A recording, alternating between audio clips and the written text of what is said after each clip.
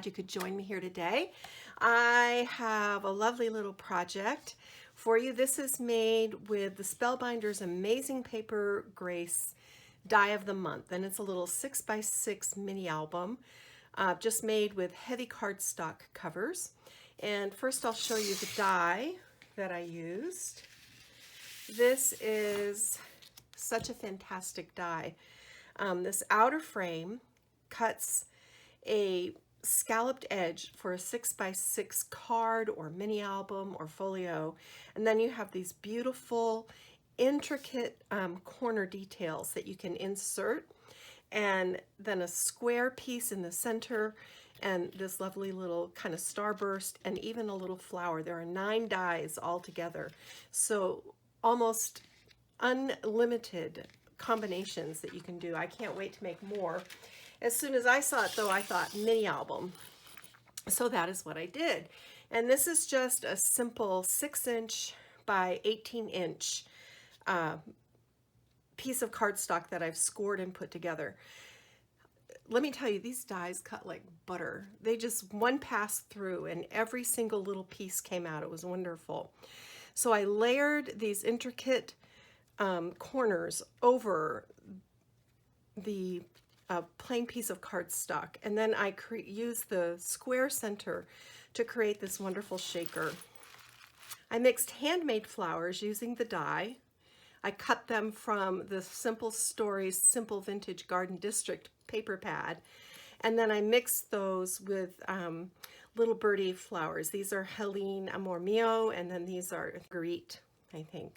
And then some of the little die cuts from the collection layered in and around. But I kept it pretty simple because I wanted the focus to be these beautiful, intricate die cuts. And of course, it's a shaker. On the spine, it's got a 1.5-inch spine. And I just made a little dangle charm to go here with a little wood piece. And I focused on the birds in this collection. There's the back cover. So it's ribbon wrapped. And this is a real, I don't have a tutorial, but this is a very simple design to put together.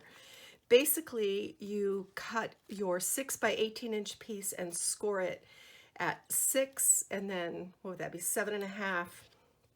And you'll see on the other side what I did. And then you cut another piece and score it and layer it in. So I've got, you can see the spines are just joined, like the one spine is tucked into the other. So very simple. Over here I created a little flap pocket that folds down, so room for photos there, and it's got a magnet on it. And then over here I created a little hidden journaling spot just by folding over paper and putting one of the 3x4s from the collection. And then this is a little pull-out tag.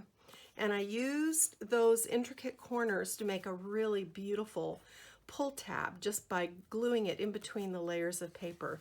And that tucks into a little pocket here.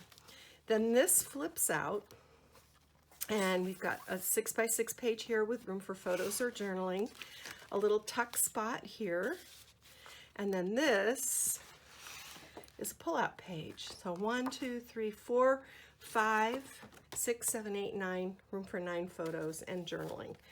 So that's kind of fun. And then this page opens, and here's the center. And this is a box pocket. This fell out when I was shaking the shaker. But I put this in the middle because you've got this 1-inch spine here. So you've got room to put a 3/4-inch deep pocket here, and you still have room on this side of your page. So in the pocket, I put this beautiful vintage silver spoon and a honey stick. I wrapped up a little bit of chocolate and a tea bag and a little cookie, and I call these tea parties in a box. These make wonderful gifts, and just decorated this up with some washi tape and little bits and pieces from the ephemera pack.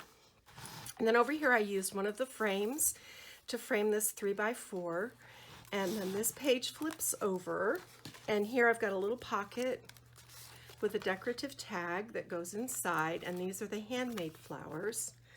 And then over here I've got another little pull out with room for a photo or hidden journaling. So that just tucks into there.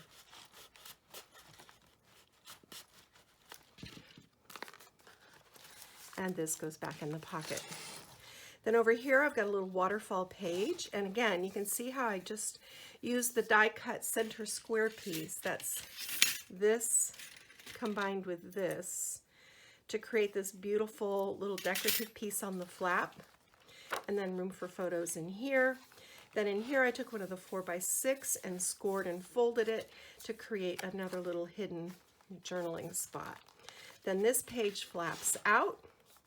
I created a little string tie pocket.